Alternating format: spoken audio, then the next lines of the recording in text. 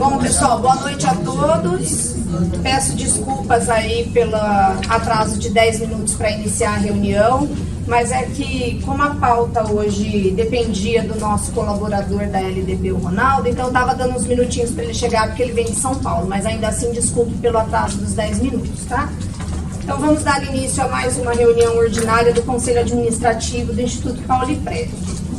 Na pauta da reunião de hoje, no item 1, aprovação da ata da reunião ordinária conjunta dos Conselhos de Administração e Fiscal, realizada no dia 21/10. O item 2, a apresentação e discussão da proposta para a construção da política de investimentos para o ano de 2020, que será apresentada pelo Ronaldo da LDB, que é o nosso consultor financeiro. Só vou ressaltar e alertar que após a reunião ordinária, eu chamei uma extraordinária, só para deixar avisado, porque às vezes alguém viu a pauta da extraordinária e eu não estou lendo o tema agora, mas eu vou chamar a extraordinária logo após a ordinária, tá bom? Então, como primeiro item da pauta, a aprovação da ata, vou colocar em discussão e em votação, tá bom?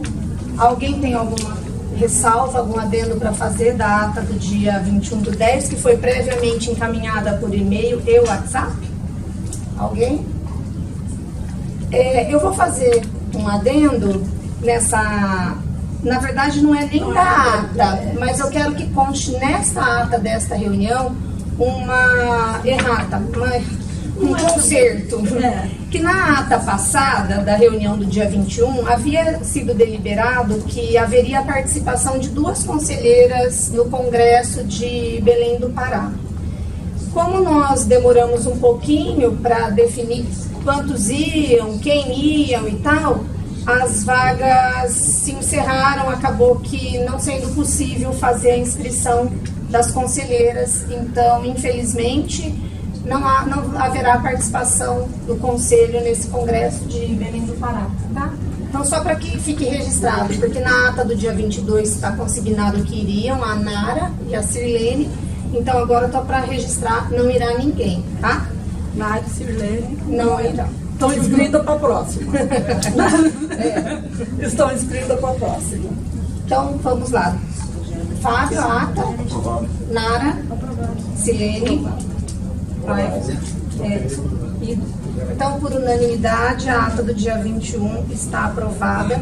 Eu não vou perguntar se o Conselho Fiscal aprovou, porque já passou por eles, tá? E eles já mandaram as ressalvas e adendos que gostariam de fazer, tá? E o segundo item da pauta, então, é a apresentação da política de investimento, que eu vou pegar um megafone para chamar o Ronaldo lá fora, batendo papo. Pronto, falei. Pode. Pode.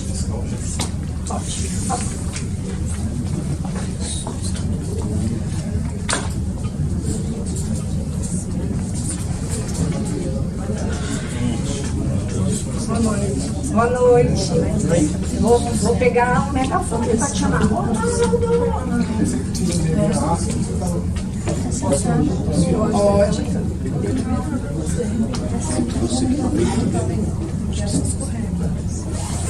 André.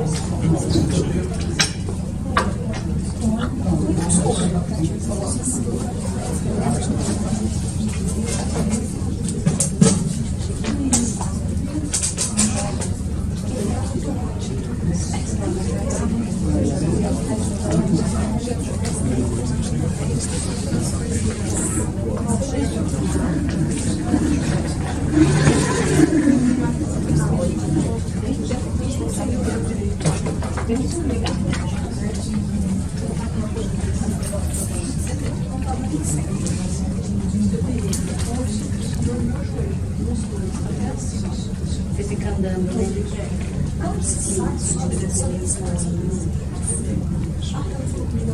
Não tem problema, né?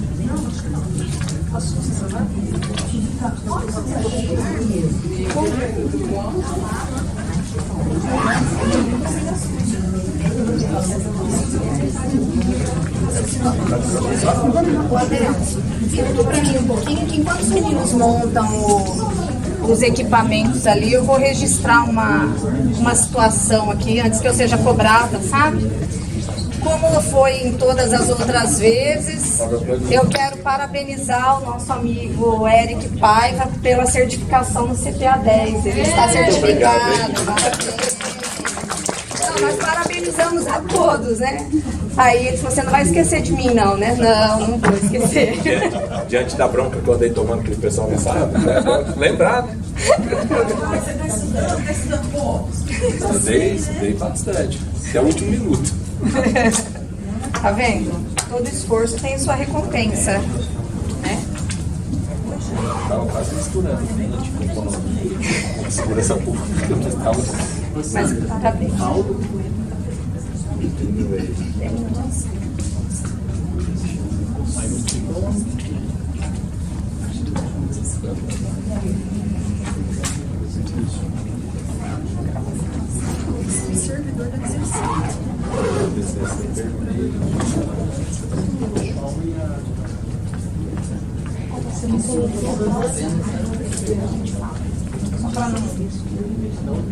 É, na outra. Até por isso tem a outra. Pra gente poder costurar. Isso.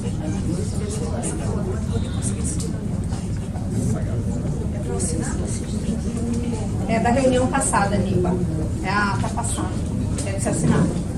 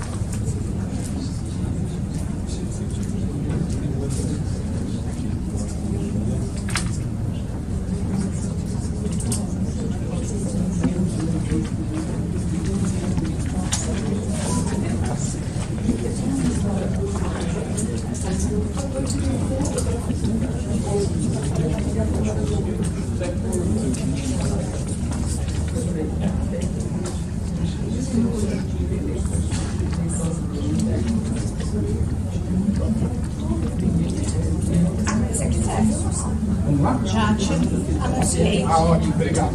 Bom, boa noite a todos. Nós vamos falar um pouquinho, bem rapidamente, a respeito do cenário de mercado, porque o objetivo de hoje é tratar da alocação objetiva da política de investimento, que é o coração da política de investimento. Principalmente pelo fato de entender o que a gente está vivendo, enxergar de hoje para frente quais são as alternativas. E eu fiz um negócio bastante interessante, que foi rodar um modelo de Markowitz, fazer a fronteira eficiente. Esse modelo é um modelo consagrado mundialmente, fruto de um prêmio Nobel. Ele ganhou um prêmio Nobel por essa metodologia. E aí eu apliquei no PauliPrev nos dados e aí vim trazer o diagnóstico. Porque justamente, pela primeira vez, vocês vão ter um critério objetivo de determinar a alocação objetivo, porque até então sempre foi feito, eu acho que o PauliPrev pode ter tanto de renda variável, eu acho que ele pode ter tanto determinado parâmetro, e agora a gente rodou um modelo matemático para trazer para vocês esse resultado, e aí a gente vai mostrar pela primeira vez. Para dar início, falar um pouquinho do cenário macroeconômico atual, é fato o ciclo vertiginoso de queda da taxa de juros. Então o que eu fiz? Eu voltei aí um pouquinho mais que ano, voltei lá para 16 de julho do ano passado, a taxa real que estava sendo negociada, isso é dado público da Ambima, para os próximos 10 anos, título com vencimento para esse prazo, nota que estava pagando uma taxa de juro real de 5,83. Lembrar que o objetivo sempre é fazer a comparação com a meta atuarial de vocês, que é 6% de taxa de juro real, mais o índice de inflação PCA. Se eu tinha 5,83 nessa data, você vê que estava faltando muito pouco para poder chegar no 6. Se eu comprasse um título público do Tesouro, eu conseguiria essa taxa para o prazo de vencimento que o mercado estava negociando.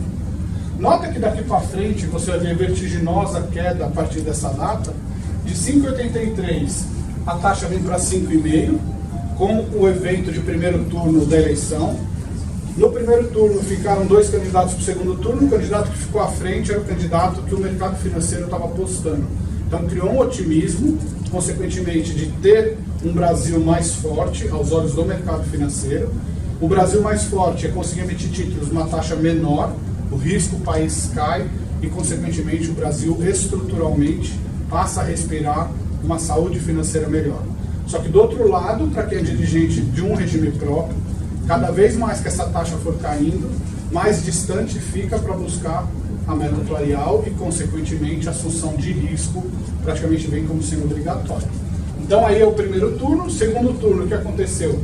De fato ganhou o candidato que o mercado financeiro tinha postado, a taxa cede para 5,11, não parou por aí, começa finalzinho de dezembro, início de dezembro, finalzinho do ano, começa a dar os nomes do novo governo que vai compor os ministérios. Quando deu o nome do Paulo Guedes como possível ministro da Economia, o mercado admirou e recebeu isso com muita propriedade, fez a taxa vir para 5%. Começa janeiro deste ano, apresenta a nova Previdência, PEC número 6, a reforma de dar um fôlego para o país, consequentemente o mercado absorve novamente como sendo uma notícia de mais importante, a taxa vem para 4,45. Chega 18 de março, inacreditavelmente prendem o Temer, né? Ele lá no governo por 2 vezes era para ter sido impeachmentado, ele articulou, mexeu as cadeiras, nada aconteceu, perdeu o foro, começou janeiro, fevereiro, março, pela primeira vez ele foi preso, o mercado viu demais com bons olhos, jogou a taxa ainda mais para baixo, para 4,14. E se for ver, quando eu parei para fazer o estudo, 25 de outubro agora, a menos de 15 dias, 10 dias, nota que impressionante, vou passar para cá. O título que o governo emite de mais longo prazo para vencer em 15 de maio de 2055, ou seja, a decorrer de hoje para frente, praticamente 36 anos, essa taxa já está sendo negociada a 3,3.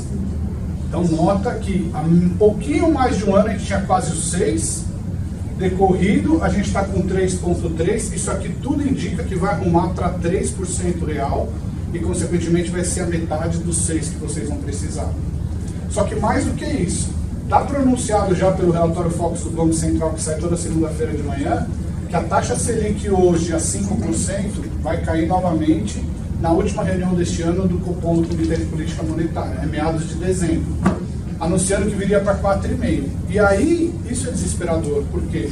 Porque se você pega uma Selic a 4,5%, pega uma inflação projetada também pelo relatório Focus de 3,5%, na hora que eu faço a composição de descontar dos 4,5%, os 3,5% de inflação, sobraria um pouquinho menos que 1, para vocês terem ideia. O título que está sendo negociado para 15 de 8 de 2020, grosseiramente para daqui a um ano, nota que a taxa de juro real dele já não é 1, é 0,76. Para um pouquinho mais que um ano, seria aí quase um ano e meio, para maio de 2021, está sendo negociada uma taxa de juros de 0,82. Aqui está o grande ponto da nossa discussão. Por quê? Porque vocês vão continuar vertendo as contribuições para o Poliprev, o ente a mesma coisa. Todo mês que entrar dinheiro no Poliprev, ele vai ter que olhar os investimentos, fazer o investimento no horizonte de taxa de juros vigente de quanto? De nem 1% real.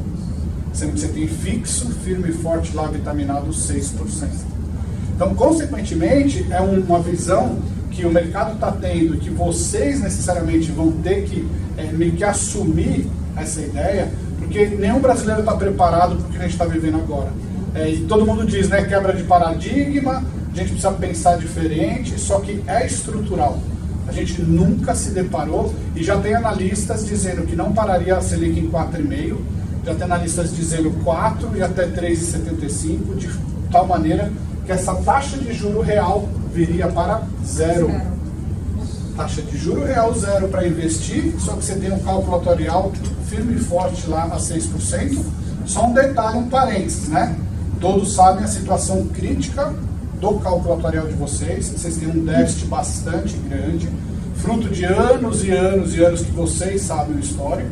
Então, consequentemente, na hora que eu vou fazer uma política de investimento e eu estou olhando com uma luneta de hoje para frente esse cenário que está posto, o grande detalhe é, ou eu assumo risco, necessariamente tento buscar um pouquinho mais de risco na carteira para tentar correr atrás dessa diferença, e nota, eu conseguindo olhar 3%, eu buscaria só 3%, porque se assim eu não fizer, se eu não começar a pensar de investir em longo prazo, eu vou deixar de ter os 3 garantidos para não ter nenhum 1% no curto prazo, né?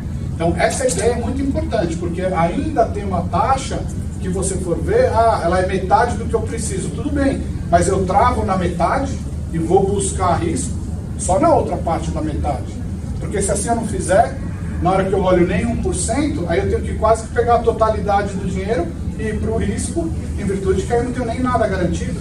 E se de fato os analistas estão dizendo que virar para zero a taxa de juro real, eu vou ter que correr atrás direto dos 6. Nota, isso é de mais importante, porque ao mesmo tempo que a gente passa a ter um Brasil nunca antes visto, e só para fazer um singelo comparativo, né? A gente está aí com a nossa Selic a 4,5. A Selic dos Estados Unidos, ela é perto de 2. Ou seja, estamos a 4,5, Estados Unidos 2, quase que num patamar de taxa muito semelhante. Só que estruturalmente totalmente diferente. Então o grande detalhe é maravilhoso chegarmos nessa taxa, sem dúvida alguma. Agora é aquele velho ditado, né? Não adianta você chegar no topo, eu preciso me manter no topo. Não adianta eu chegar nesse dado histórico de que eu estou com uma taxa menor, nunca antes vista. Agora eu preciso permanecer. E aí vai ser o grande desafio. Porque se chegar final de ano e de fato vier mais essa redução, eu vou chegar no ciclo praticamente estancando de crescimento da taxa. E aí, a partir daqui para frente, o que eu tenho que fazer para buscar de fato essa meta atuarial?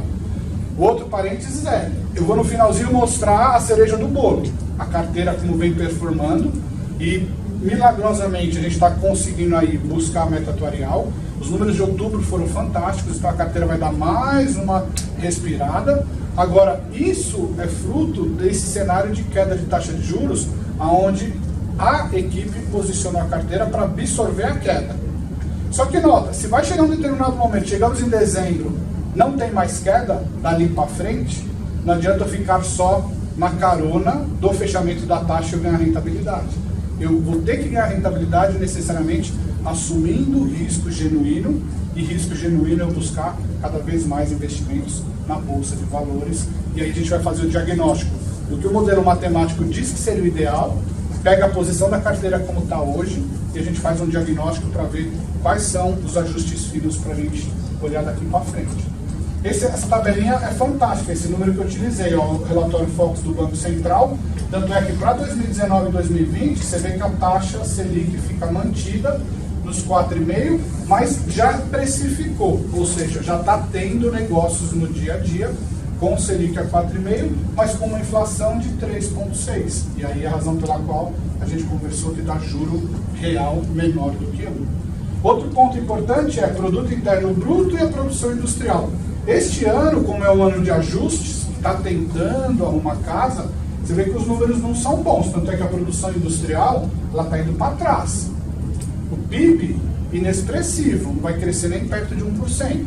Mas você vê que fazendo os ajustes, e nota, a reforma da Previdência é só uma das, porque a gente sabe que tem que ter outras reformas mexendo no pacote como um todo, aí você vê que o número projetado para 2020 refletiria esse crescimento da retomada do país, crescendo a 2% e a produção industrial voltaria para 2,10%. Então seria um ano de ajuste, isso é normal, né? É sazonal até toda a economia que está passando por um ajuste para depois retomar, e aí o ano seguinte seria um ano um pouco mais promissor.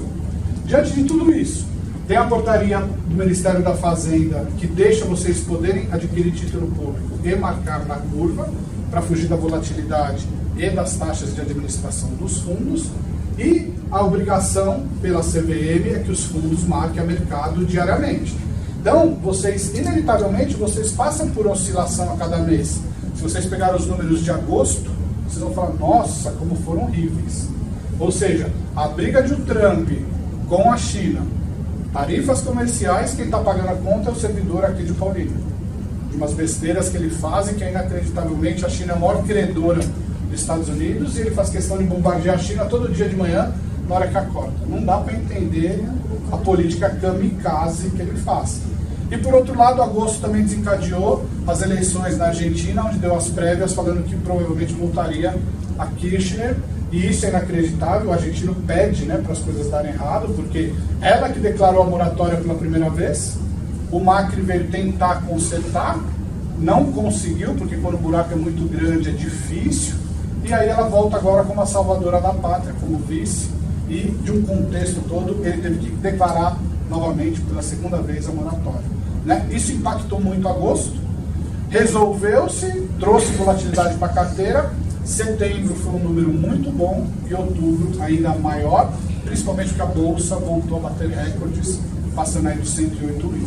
E é muito promissora, porque isso é natural, né? Se a gente chega à conclusão, o investidor olha a parte da renda fixa, já dita que não vai te dar rentabilidade, é natural que ele saia da renda fixa, comece a migrar recursos para a renda variável, e só o volume de recursos já faz impulsionar a bolsa para crescer. Muita gente querendo comprar, o que vai acontecer com o preço? Vai se elevar e, consequentemente, você buscaria aí a retomada do investimento na bolsa e recuperaria grande parte dos investimentos. O grande desafio é você estar marcado a mercado, vai ter momentos, meses muito bons, vai ter meses ruins, meses bons e meses ruins. Marcar na curva, você vai ter um caminho mais sereno, capitalizando pela taxa adquirida, aquele, por exemplo, aqueles 3% fixo, que você fugiria da volatilidade. Então seria muito raro a possibilidade de te dar rentabilidade negativa, sendo que ao ponto de você estar marcado a mercado, sempre vai ter a possibilidade de ter um mês ruim, um mês bom, um mês ruim, um mês bom. São os dois critérios contábeis que você escolhe na hora de dar preço, de precificar o seu ativo, escolher o caminho que ele vai perseguir. Diante desse cenário da dificuldade cada vez maior de o regime próprio buscar meta, mas você é consciente que o Brasil está se mostrando um pouco mais sólido economicamente, a gente fez a réplica do que foi Markowitz, Prêmio Nobel, aplicar nos dados do Paulo Entrega. Primeiro ponto, para que a gente faça esse estudo, a gente pegou 13 anos de dados, ó, a partir de 2 de janeiro de 2006 a 22 de março de 2019, mais de 13 anos de retornos diários para cada um desses benchmarks que a resolução deixa vocês investirem. Peguei lá a resolução 3922, os principais parâmetros que tem dado público. Você pode falar, mas tem um determinado investimento que não está contemplado aí. A pergunta que eu vou te fazer é, me dá o parâmetro do mercado que tem fonte pública que representa esse tipo de investimento. Se ele não é representativo, eu não posso colocar para analisar um investimento específico. Então ele tem que ser uma classe de ativos e dado público para todo mundo, se quiser replicar o modelo de Markowitz, conseguiria. Então preciso ter primeiro a matriz de covariância. Lembrar que a matriz de covariância ela se dá entre um benchmark, por exemplo, o IRFM, com outro benchmark, Selic. Então, o IRFM com Selic, a covariância é 0,05. Mas e a covariância de Selic com IRFM? É a mesma dupla. Então, você vai ver que o valor que aqui está é o mesmo desse. E aqui embaixo a gente mostra uma matriz triangular. Por quê? Porque se eu pegar esse número e replicar e jogar para cima, ele vira esse. Ou seja, a covariância de Small Cap com Selic é a mesma de Small Cap com Selic, é o mesmo número. Então eu replico daqui, eu rebato para cima, e o que está destacado em verde, o que é a covariância de Selic com Selic? Por definição, covariância de Selic com Selic é a variância. E se eu tirar a raiz quadrada da variância, eu chego no risco, na volatilidade anual do benchmark. Perfeito? Então a gente faz toda a estrutura. Um dos grandes pontos da teoria de Markowitz é a diversificação, porque a partir do momento que eu trabalho com vários outros fatores de risco, eu diminuo o risco da minha carteira, e ele provou, e é a razão pela qual ele ganhou o Prêmio Nobel, o efeito portfólio, o efeito da diversificação, e aí a gente parte daqui para frente, tendo em vista a volatilidade apurada de 13 anos para trás, a gente passa a simular daqui para frente os possíveis retornos para buscar a carteira ótima, a melhor combinação entre esses ativos que vai buscar o meu objetivo, que eu preciso de 6%. Nota, o 3,30 que a gente acabou de ver na tabelinha está aqui, ó. A taxa de juro real da Selic hoje está aqui. Então eu planto a semente para o cenário hoje, deixo o modelo simular na amplitude de risco historicamente apurada e eu faço as combinações futuras para ver. Tirar a agulha do palheiro, é exatamente esse o contexto. Eu tenho que achar uma agulha no meio do palheiro, razão pela qual ele ganhou o prêmio Nobel. Ele conseguiu achar e a gente vai achar para vocês aqui. Nota, eu faço a fronteira eficiente de Markowitz, cada pontinho desse é uma combinação da carteira diante destes fatores de risco, de todos esses, só que para cada ponto você sempre vai ter o binômio risco e retorno. Este ponto tem uma combinação de carteira onde vai me dar um retorno de 1%, para mim não serve, eu preciso dos 6%. Este daqui, 3,5%, por exemplo, este ponto me daria praticamente uma combinação de 3,5%, que também não serve. Eu preciso ter 6% real. E nota que na hora que eu pego 6% real, inacreditavelmente é sim o último ponto dessa curva, porque por mais um pouquinho, se aquela taxa de 3,30, daqui a pouco vocês enxergarem que vai chegar em 3, não teria um ponto que solucionaria para te dar resposta. E vocês só têm esse ponto como sendo o último no apagar das luzes, porque brilhantemente vocês conseguiram fazer a certificação no nível 1 do Progestão. Porque pela pura lei hoje dos 30% que ele deixa em renda variável, a conta não consegue fechar de 30% em renda variável com a taxa de juros tão baixa da maneira que está. Aí como vocês fizeram adesão ao Progestão nível 1, esses certificaram, e por pouco não chegaram no nível 2, a menos de um item só, consequentemente a lei te dá mais 5% da possibilidade de você investir em renda variável. Então dos 30% que a lei permitia para todos em geral, pelo plus de você estar certificado no nível 1, você ganha mais 5%. E aí com 35%, deixando no máximo o modelo oscilar e simular, conseguiu buscar o último ponto no apagar das luzes com uma solução matematicamente para vocês. E é isso que a gente vai mostrar. Pra vocês terem ideia, eu volto aqui. Eu prefiro mostrar primeiro essa aqui. A evolução de cada um dos 30 pontos da fronteira eficiente de Markowitz. Nota, para que eu tenha o retorno de 1%, ele começou colocando Selic em 15%, ele não muda porque ele quer a liquidez na carteira.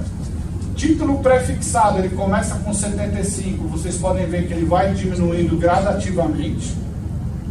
IMAB, ele começa com nada e ele vai evoluindo para chegar no ponto 15% a 35%. Fundos multimercados, ele permanece pelo que a lei deixa no início. Bolsa passiva e Bovespa, lá no primeiros 15 pontos ele nada aloca, mas ele começa gradativamente aumentando a bolsa ativa até chegar em 12%.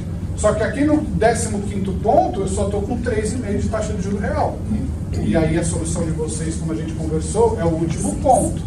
Nota que vai evoluindo o IRFM, que é pré-fixado, chega no momento que ele fala, eu não quero mais. Quando ele está com retorno de 4,67, praticamente 4,5, você vê que ele passa a zerar o IRFM. Então isso também já é um anúncio do quê? Se eu olhar a carteira e eu tiver fundos atrelados pré-fixado, está na hora de eu começar a fugir. E isso é o que a gente já conversou e que também a equipe já procedeu lá atrás. Já veio diminuindo gradativamente a posição em pré. Por quê? Porque é como se aquilo, o ciclo de taxa de juros não está no apagar das luzes, não está para terminar, se ele está bom, porque senão depois que terminou, não adianta eu querer realocar, porque aí eu vou perder oportunidade no mercado financeiro. E isso a equipe fez muito bem, já posicionou e foi tirando essas posições pré, porque o próprio modelo matemático disse, ó, cheguei em 4,5 de retorno, eu não quero mais nada pré na carteira. A mesma coisa me faz com o multimercado, ó. Eu sempre fui contra o multimercado, né? Várias vezes que eu conversei com vocês aqui, eu sempre disse, se você quiser buscar risco genuíno, você tem que sair da renda fixa e buscar renda variável. Porque o multimercado ele vai assumir um grau de risco maior, só que ele não vai te entregar aquele rentabilidade que você está assumindo o maior risco. Então é meio que algo desigual, você assume mais risco, mas o retorno que vem não é um retorno que vai salvar a sua lavoura. Então o modelo faz a mesma coisa. Ó. Chega no ponto 28, ele fala, eu não quero mais multimercado também como a solução ideal do meu portfólio. E aí, olha que interessante. A parte ativa de bolsa, pela lei, eu posso ir até 20% só. Só que aí, como vocês conseguiram o certificado nível 1, você ganha mais 5, você pode até 25. Então, nota como o modelo, primeiro, ele vai alocando tudo que ele pode na parte de bolsa ativa. Na hora que o limite chega, aí ele começa a olhar a bolsa passiva. E ele fala, dado que eu tenho ainda uma outra janelinha para eu poder aumentar a bolsa passiva, aí ele começa a partir do ponto 25 a alocar na bolsa passiva, mas ele estagnou no 25, porque é o limite da resolução. Eu não posso dar continuidade. Ah, vocês são nível 2? Assim que conseguir o nível 2, na hora que a gente simula, aí eu jogo aqui o quê? 30 e deixo ele ficar simulando até 30. Moral da história.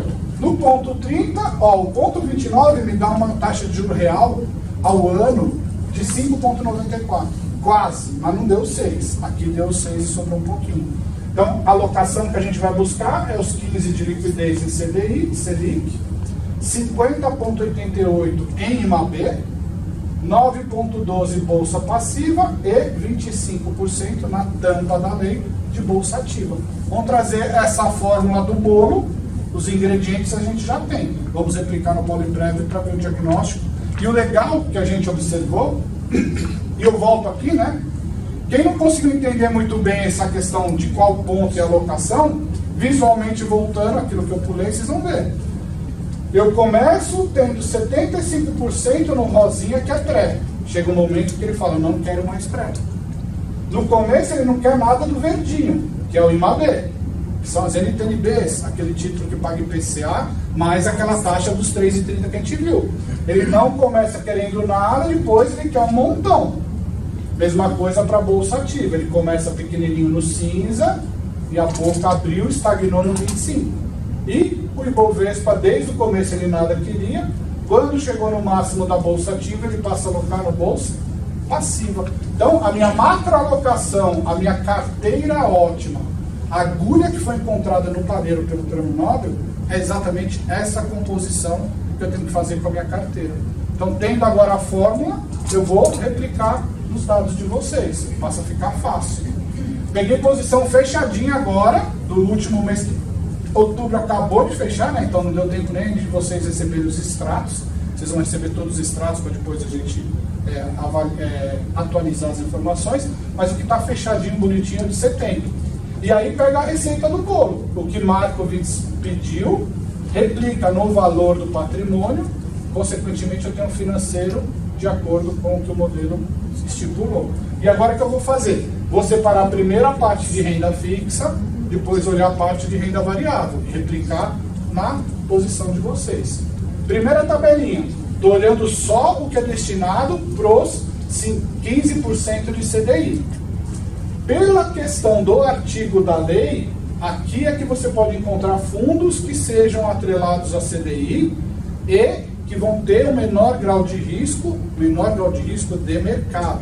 Porque um fundo de crédito privado, ele pode ter um grau de risco exacerbado, mas é risco de crédito, e não necessariamente de mercado. Inclusive os de crédito privado quase nada de risco tem, né?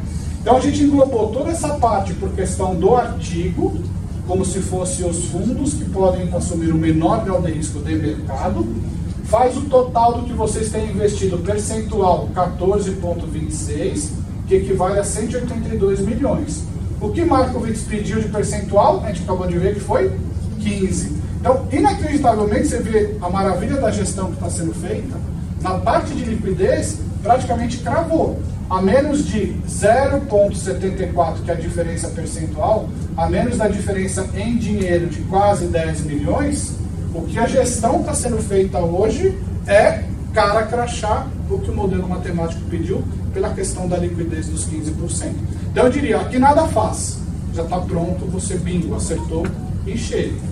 Na parte do IMAB, que aí são 50,88, pegamos não só os títulos públicos que vocês já têm, e nota como é interessante ter adquirido esses títulos. Nota, são 2 pontos, né?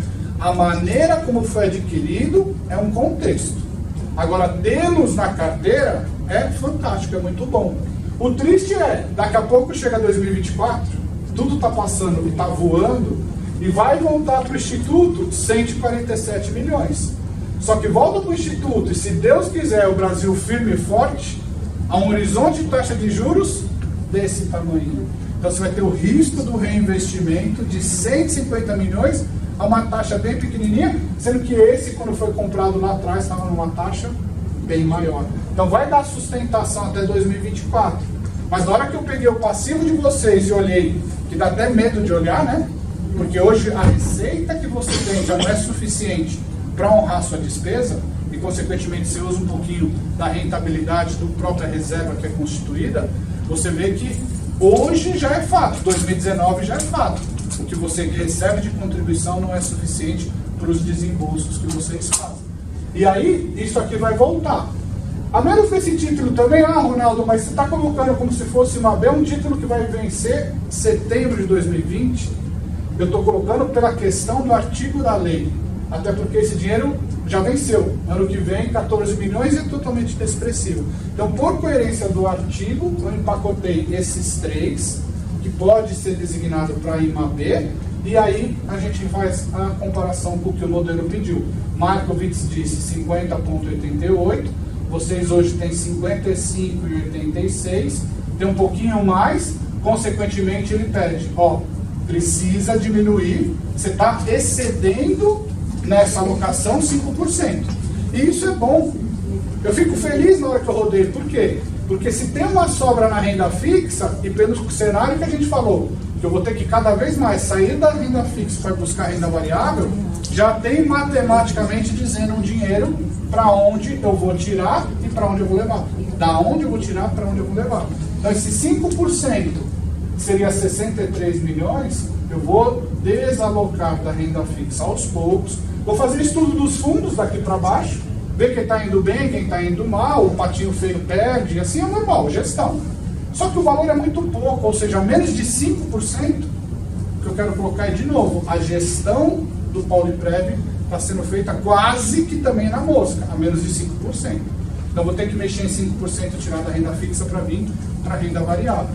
E aí o consolidado. Na hora que eu consolido, eu vejo que a diferença vai ser de 4,23, porque nota, na parte do CDI, está sobrando um pouquinho, né? Está sobrando 0,74. Então, se está sobrando 0,74, se está sobrando quase 10 milhões, e aqui está excedido, se eu faço 63 menos 10 milhões, ficaria quanto? 53, e aqui praticamente 4, 5 menos 1, 4. É o resultado consolidado. Então, 54 e 4,23. Então, isso aqui eu vou diminuir da parcela de renda fixa. Aí eu vou olhar agora o diagnóstico da renda variável, junto os dois e busco a alocação objetiva da política de investimento. Mais um slide, pego a carteira toda de renda variável de vocês. Um ponto interessante é, hoje vocês não têm investimento de nenhum real na parte de bolsa passiva, que é o artigo 8º, 1, a linha A, sendo que você tem todo o restante depois contemplado na parte de bolsa ativa. O que o modelo pediu para a bolsa passiva é o 9,12. Só que você nada tem, por óbvio, ele pede de diferença para que você aloque 9,12 num valor total de 116 milhões, diante do patrimônio da data que a gente viu. Só que toda essa parte verde, que é a parte ativa, o que ele disse lá, no máximo trava nos 25, né? Que a lei com mais 5 de 20 foi para 25, só que hoje você tem praticamente 30. Então, o diagnóstico é, aqui precisa de um pouquinho mais de dinheiro, porque hoje você nada tem. Aqui está mostrando que você está um pouquinho excedido, perto de 5,62 milhões. Ou seja, se eu tenho 5% para trazer praticamente da renda fixa e eu estou excedido em 5% na parte de ativo, 5 mais 5, grosso modo, soma 10. É o que eu estou precisando dos 9 aqui em cima na bolsa passiva. E aí eu fecho o raciocínio juntando os dois conceitos. Eu faço um ajuste fino na carteira e praticamente eu tenho agora já, com o modelo matemático diante do cenário que está posto, qual é a alocação objetiva a trilhar na política de investimento de hoje para frente para vocês. Agora é óbvio, nota, a gente deixa isso muito claro. Primeiro que você só teve o plus de 5%, só que no total da carteira, olha para quanto vai. A lei, com os 5% a mais, seria um teto de 35%. Você vê que está quase 34,12%. Se aquela taxa de juros real daqui a pouco estiver em 3%, talvez vai extrapolar o 35% e não teria uma solução, porque foi aquele último ponto que eu mostrei.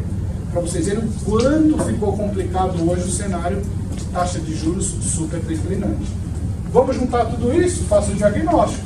Então, a alocação do modelo é de 34% neste volume. Você tem os 29%, quase os 30%, todo na bolsa ativa, mas não tem nada na Ibovespa, que é a bolsa passiva. Dou o diagnóstico final. Realizar a aplicação em fundos de gestão passiva do artigo 8.1a, um total de 116 milhões.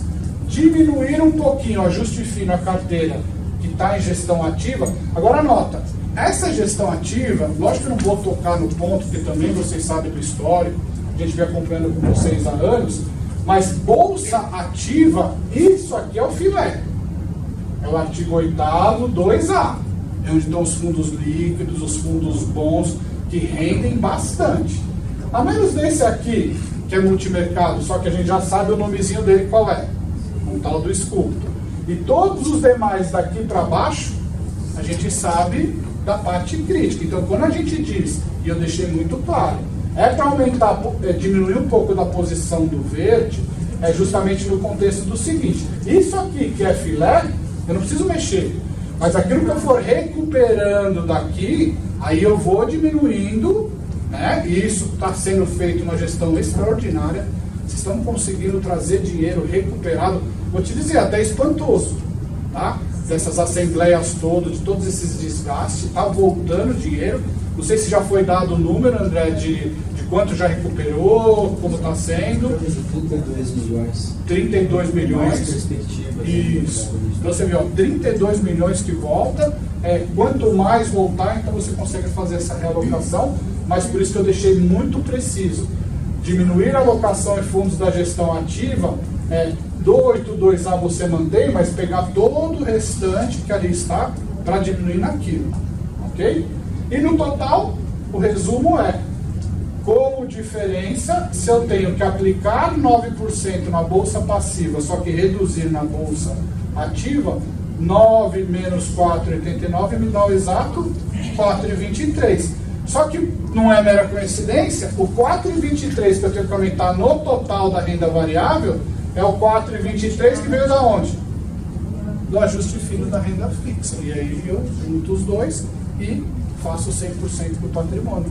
E aí, como conclusão, no total aumentar a aplicação em renda variável no total de 4,23, que é muito pouco, né? É muito pouco o movimento que vocês vão fazer para atingir o que o modelo pede, e está pronto o coração da política.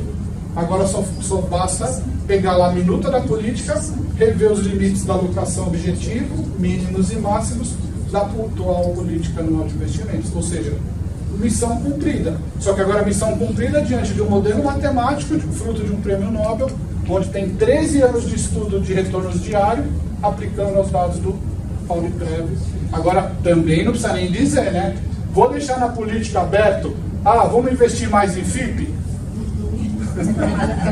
Vamos investir mais em fundo imobiliário? Bora, precisamos ter rentabilidade.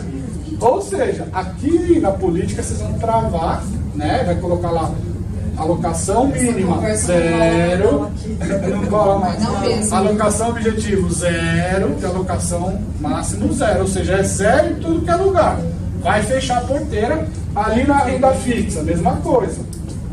Vou investir no 7.3, aqui ó. Vou investir no 7A, FDICs, bora? Nem a pau de menal. Vou investir em crédito privado? Nunca nessa vida. Não mais nessa vida. Não mais nessa encarnação. Moral da Na história. próxima, eu faço questão de lembrar disso na próxima. A gente não pode misturar a religião com as apresentações, né? Mas o que eu tenho dito é que a reforma da Previdência, o relator, quem fez, ele é espírita. Vocês sabem por quê, né?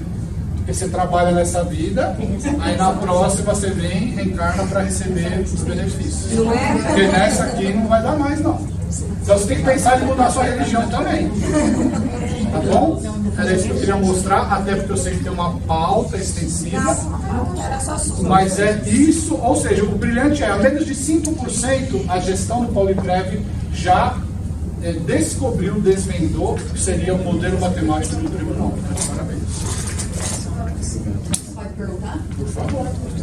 Bom, uma você já respondeu, que eu estava olhando essa do 62, eu falei, nossa, eu vou tirar do filé, porque do outro eu não consigo tirar, tá travado. Então, a gente só faria essa alocação caso a gente recupere. Então, são dois pontos. O que recuperar daqui para baixo, você destina, por exemplo, para a caixinha que hoje você não tem. Tá. Mas aquele que está excedente lá na renda fixa, isso é meio que obrigatório.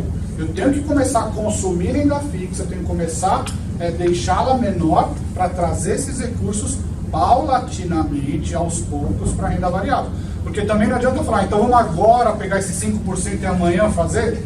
Não, peraí, a bolsa está no máximo histórico. A chance de ela ter uma realização, mas você deixa aqui meio que preparado. Teve realização de 108 mil para 102, para 101, para 100. Teve uma crise momentânea. Cria novamente um valor baixo para poder investir. Então, você deixa ali. Nota, o que a gente está discutindo, e eu não preciso explicar para vocês, é orçamento. Vocês tudo que fazem aqui é estudo de orçamento, independente da área que você atua. O que a gente está fazendo é o orçamento para o exercício seguinte. Aonde eu posso ir e até quanto eu posso ir. Se de fato vai, aí vai ter que esperar a conjuntura do decorrer do ano, o acompanhamento que o conselho faz junto com a equipe, para falar, ó, estamos indo passo a passo. Mas o orçado, o caminho ele vai te dar, que é o modelo dá. Agora, pontualmente, que é o estratégico, taticamente, mensalmente, você vai fazendo ajuste fino na gestão que a equipe já faz. Tá, e a minha segunda pergunta é, o que tem nessa caixinha? Fala pra mim o que tem de bom e o que tem de ruim já na caixinha azul ali. Na caixinha Aqui? não tem nada. Não, a gente não tem nada, mas... Mas vou te falar, ó, tem muita coisa boa. Agora vamos assim, ó, tecnicamente discutir. 1 minuto. O Brasil está tentando retomar. O que vocês acham que vai retomar primeiro? É que nesses fundos aqui, eles são fundos que fogem da curva de um comportamento que até às vezes tem menos risco e mais retorno. De fato a gestão ser muito boa desses filés que aqui estão. Vocês pegaram os filés de mercado, os melhores do mercado. Mas o que é natural na teoria? Eu pergunto para vocês, numa hora que o Brasil está retomando, tentando sair do buraco, quem que é mais resiliente? Quem tem mais força? Quem que volta a retomar a atividade? A empresa que é grande, a empresa que é média ou a empresa que é pequena? Qual que retoma a atividade no primeiro momento e mais rápido? Empresa grande? Porque nota, a empresa grande, ela tem caixa, ela tem estrutura, ela volta a retomar, mais recurso, ela é mais forte, ela começa a fazer o Brasil crescer. Aí a grande vai chegar na média, vai pegar a média e falar, vem junto comigo. Aí a média chega na pequena e fala, vamos, já que a grande está chamando e eu estou indo, aí ele vai lá puxar a pequena e vai desencadear para puxar. Ou seja, num primeiro momento, na retomada, vai andar as grandes empresas. As grandes empresas estão dentro do benchmark de bolsa passiva, que são os benchmarks Ibovespa, IBX e BX50.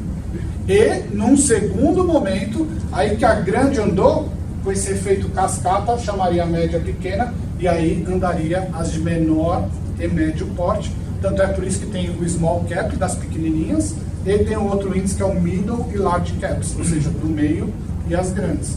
Então, por essa razão, seria meio que um ajuste, uma correçãozinha, né? De eu começar a olhar algo que pode responder e mais rápido, num primeiro momento, na hora de retomada do Brasil. Essa seria a razão pela qual o modelo pediu. E nota, por ela ser passiva, ela vai te dar rentabilidade, só que o grau de risco dela viria a ser um pouco menor, porque aí são as empresas mais fortes. E aí, olhando o produto, que eu sei onde você quer chegar. Tem casa boa dos parceiros que você já tem credenciados, que há anos não vem mais nada de bucha aqui, é só casa boa. Tem um monte de fundo bom de casa boa que já está credenciado, que vocês podem começar a namorar. A gente ajuda vocês das parceiras que vocês já têm, manda o fundo, a gente começa a analisar junto com vocês. ETF pode também. Pode não, deve. Deve. ETF, aqueles fundos índices que ele vai replicar determinado parâmetro. É muito bom. Tem ETF de Bovespa, tem ETF de BX, e tem várias casas grandes que ele vai replicar. Ou seja, o ETF, vamos pensar, eu vou comprar um ETF de Bovespa. Se hoje a carteira de Bovespa contempla 68 ações, esse ETF, esse fundo índice, vai replicar e vai comprar exatas 68 ações que fazem parte do índice e mais, vai colocar o mesmo peso de cada ação que compõe a carteira. Então ele faz, eu brinco que o ETF é um fundo invejoso, ele quer ser aquele parâmetro. Então ele vai replicar na íntegra e A taxa de fixação também é pequena. a taxa é bem menor do que fundos tradicionais. Então eu acho que vale a pena vasculhar os fundos dos parceiros que vocês têm credenciados e, de pronto, ETF sempre bem-vindo. As casas grandes estão vendendo ETF e isso é praticamente um robozinho que faz a gestão. Todo dia ele replica a composição da carteira e por isso que ele cobra menos. Porque ele não vai pagar uma cabeça pensante, ele vai pagar um robozinho que só replica e aí ele cobra menos no fundo. É muito bem-vindo. Ana, já terminou, Gia? A minha pergunta primeiro ia muito no que a gente perguntou, porque né, você olha assim, né, 9,12 da carteira, ou 116 milhões, né? É muito. Você olhando assim, é muito. Aí você explicando, já ficou claro que essa realocação vai ter algumas prioridades, né? Deixa eu te falar um negócio, é muito, mas pelo que a gente mostrou de cenário, é muito pouco. Mas a gente ainda se assusta. Não, eu sempre quando eu faço qualquer análise, primeiro eu me coloco na cadeira de quem vai ouvir. E na cadeira de quem tem uma responsabilidade gigantesca de cuidar de um dinheiro do servidor público. E eu sei que essa reação é super natural. Aí assim, pensando, como você mesmo colocou, que mensalmente a gente vai ter que rever pontualmente essas realocações. Isso. E na própria política, eu tenho essa meta, eu vou realocar 9,12, mas eu também posso falar que dentro desse período eu posso ir realocando aos poucos, não passar uma margem, vamos dizer assim, vamos lá, 1%, 1,5%, pode tomar esse cuidado também para a gente não que posso ir alocando aos poucos, eu já digo diferente. Você deve alocar aos poucos. Vamos supor, grosseiramente, eu quero buscar 10%. Eu faço isso, divido em 3, divido em 4, e aí eu vou fazer 2,5%, vou fazer 3%, vou fazer mais ou menos. Mas você vai fazer em momentos distintos para você fazer um preço médio de aquisição de fundos que tem as ações lá dentro. Porque se todo mundo soubesse qual é o momento único no ano que vem, que vai ser para você fazer tudo, aí estava todo mundo rico, porque é todo mundo naquele dia. Então, como ninguém sabe, você obrigatoriamente, porque tem momento que você vai comprar, isso é fato, né? Pode pegar na gestão lá dentro. Em determinado momento que vocês aumentaram bolsa, vocês aumentaram, vamos supor, exemplo bem didático. A bolsa estava a 105 mil pontos, vocês compraram bolsa. Aí a bolsa caiu de 105 para 100. Aí, pô, se eu paguei mais caro e assumi o risco de investir, agora 100 mil eu sou obrigado a comprar, porque está muito mais barato. Aí você vai lá e compra. Ou seja, se você soubesse que ela viria para 100 mil, você ia tomar a iniciativa de comprar com 105 mil? Óbvio que não, mas como ninguém tem essa bola de cristal, você vai pontuando, e aí por isso se diz fazer o preço médio. Por isso que eu digo, é dever fazer quebrado por tranches, por vezes. E não pensar... fazer uma projeção para nós também. Isso, sempre quando for tomar essa iniciativa, toda a equipe técnica vai olhar cenário de mercado, vai ver se é oportuno ou não, para ir fazendo paulatino, porque qualquer mudança abrupta na carteira nunca é bem-vinda. A minha segunda pergunta é que eu não conhecia, né? Não sei se o senhor conhecia essa metodologia, e assim, ela está sendo utilizada, colocada em prática há quanto tempo? E existe já algum dado de margem de erro estatisticamente? Deixa eu então te colocar dados. Essa metodologia ele desenvolveu em 1951, mas calma, você vai ver que é engraçado. Quando ele fez o trabalho de conclusão do doutorado lá em Chicago, que é a mesma escola do Paulo Guedes. Em 92 que ele veio ganhar o prêmio Nobel.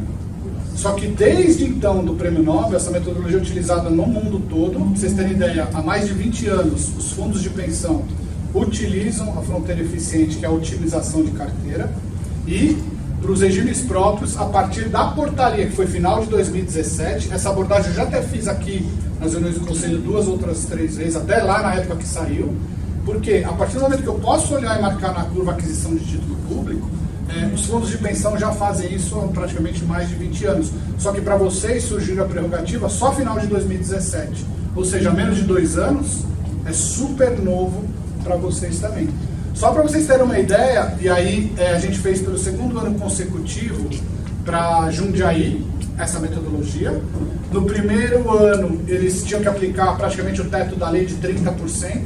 Hoje, eles são um regime próprio único no Brasil, que está no Progestão no nível 4. É o único nível 4, ou seja, para cada nível ele ganha mais 5% de alocação em carteira. Esse modelo que a gente fez para Jundiaí e entregou tem 20 dias. Eles já puseram na política, a política já está aprovada. Se você quiser até entrar no site lá, eu acho que já está até disponível. A política deles vai para 45% em renda variável. Porque o máximo é 50% e hoje já está lá anunciado de orçado 45%. Então, é um caminho meio que... O que a gente tem que torcer é o seguinte, de novo, não adianta só chegar, tem que permanecer. Tomara que a gente permaneça por 10 anos a taxa Selic de 4,5%. Você entendeu por que eu perguntei se tinha alguma margem de erro? Porque se tivesse, você tem que aplicar também na própria metodologia. A margem de erro, por ser um modelo estatístico, sempre é aquela lá do questão do nível de confiança, 95%, margem de erro sempre de 5%. Essa é a razão pela qual, até os pontos da fronteira, ele te dá pontos menores ou pior. Porque eu vou te falar, aquela fronteira, como o cenário é para todo mundo, eu, pessoa física, você, pessoa física, você pode dizer quanto que você vai querer que seu dinheiro evolua, consequentemente você assume aquela alocação de risco na sua carteira. Então, é que para vocês tem que ser 6 ou mais. Mas para eu, pessoa física, se eu disser, eu sei que o normal está pagando ali 3, 3,5, eu quero que vá para 4, de 3,5 para 4 vai ter que assumir mais risco. E ele te dá a receita de qual risco você assumir. Então serve para todo mundo. É um modelo que atende a qualquer tipo de investidor, é que vocês têm contratado 6% da taxa de juros real. Por isso que a gente foi buscar o último ponto ali no apagar das luzes. Mas é uma metodologia mundialmente consagrada.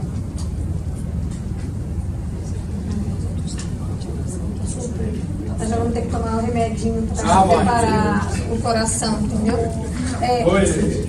Se mudar a certificação, ela está no nível 1, quase está no 2. Perfeito. Quando isso acontecer, isso altera. A gente faz de novo, porque vai alterar. Porque, nota, ficou evidente, por isso que eu fiz questão de mostrar a evolução da simulação no modelo, que chegou uma hora que ele até, provavelmente, ia continuar investindo em bolsa ativa a mais.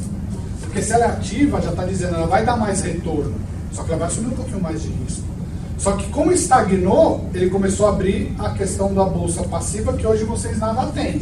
O que eu acredito? Vamos supor que vocês vão para o nível 2, e aí eu poderia de 25, de 35 e para 40, o que ele vai fazer? Ele continuaria de 25 lá na parte da bolsa ativa. Que ele poderia ir para 30, só da ativa, ele ia continuar 25, 25,5, 26, daqui a pouco ele chega nos 30 e nada ele alocaria no passivo da bolsa. E isso pode acontecer só. É muito bom que venha o nível 2 e que seja o mais rápido. Porque pelo cenário pronunciado, você vê que já está no apagar das luzes, quase não tem solução. Então eu tenho que correr agora lá no dia a dia para buscar o nível 2, para eu ter mais uma chance, para provavelmente nessa época do ano que vem, a gente falar ainda bem que vocês já estão no nível 2, porque dá para buscar a solução.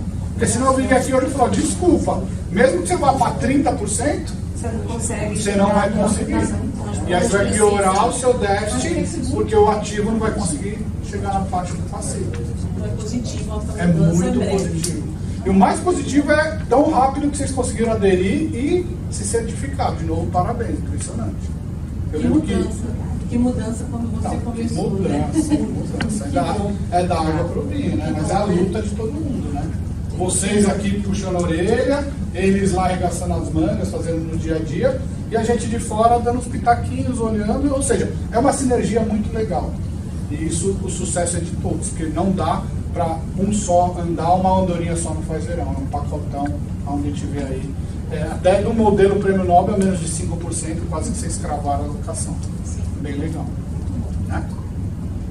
Ok? Imagina, obrigado a vocês. Obrigada, Ronaldo. Mas alguém quer fazer mais alguma pergunta, gente? Esse relatório, é lógico, eu já mandei para o Douglas, tá? Depois ele manda para todo o conselho, e se vocês quiserem anexar como locação objetiva na ata, por questão de aprovação depois, como vai ser o modus operandi, eu não sei, mas use isso aqui como base, porque é um critério bastante interessante. A pauta de hoje foi só para esse tema. Isso. Então isso vai, tudo vai para... Vai respaldar isso. Isso. Isso é muito Na legal. verdade, o Douglas até havia feito anteriormente uma sugestão. apresentação Isso. e uma sugestão já da política e tal. E aí, como é uma composição nova do Conselho, do que foi da política do ano passado, eu até sugeri que você viesse fazer a apresentação, porque foi muito didático a maneira que você foi colocando, dividindo os percentuais nos É o quadrinhos que a Lara falou, e se você tal. pega esse estudo e bate o olho, ia ser difícil compreender o que tem por trás. E aí explicando um pouquinho fica mais fácil, você vê o todo, né? Aí você consegue também, além de tudo, aprender mesmo e saber onde e por quê. Por que investiu, que eu tenho que investir nisso, sabe? Porque muita gente não sabe, mas investiu no Piatã da vida, mas por quê? Por que permitiu? O que obriga? O que não obriga? Então isso eu achei que seria importante para quem não tem essa afinidade, não conhecia, ter esse contato. Legal. Porque eu achei que foi muito legal da forma que você fez. Você ia falando, não, mas aqui dá para pôr nesse limite. E aí a gente ficava, não, isso tudo aí não, baixa aí essa porcentagem. É porque Põe sempre lá. fica no achismo, né? E Eu você acho, eu quero, e agora não tenho mais querer. Sabe qual que é a grande conclusão disso? É que ninguém quer nada, ninguém acha nada. Quem acha é o passivo, dizendo, o que eu posso, o que eu quero, é isso, está dando voz ao passivo para dizer, eu quero essa locação que é a melhor que tem para eu poder tocar minha vida. Então, foge da mente, da cabeça de qualquer um, vai para um critério objetivo e foge do subjetivismo, né? Então, por isso que é legal que a gente trouxe para vocês aí. Mas você deve lembrar bem, né? Que você fala, vamos investir em renda variável. Não, não vai, de jeito nenhum. Não. Então para você ver que a gente vai aprendendo e vai amadurecendo. Agora, e só pra se dar- espanta, mas não infarta Então, de início. Legal que Infarta você de colocou assim, pouquinho. você cutucou, mas cutucou positivamente. Hoje a carteira, é fato, a carteira está com 30% em renda variável. Volta um ano, 2, não mais que isso, quanto que era de renda variável na carteira? Quase que zero, era zero. E aí o paulatino foi gradativamente, hoje você está no limite da lei. E nem doeu. Por enquanto. Você nem sentiu. Também, antes de um fundo de renda variável, tinha 2 cotistas. Sim. Também, só que o exemplo pior foi aquele lá, né? Mas Assim, o exemplo pior virou o melhor case de solução de fundo no Brasil. E o Que você dinheiro soluciona bastante. da água para o vinho, pega o dinheiro todo de volta, destitui todo mundo e passa a ter liquidez, você pode sacar o dinheiro depois de 3, 4 dias úteis. 4 dias úteis. Então, Esse daí era foi- um dos mais patinhos começou, feios e virou. começou muito bem.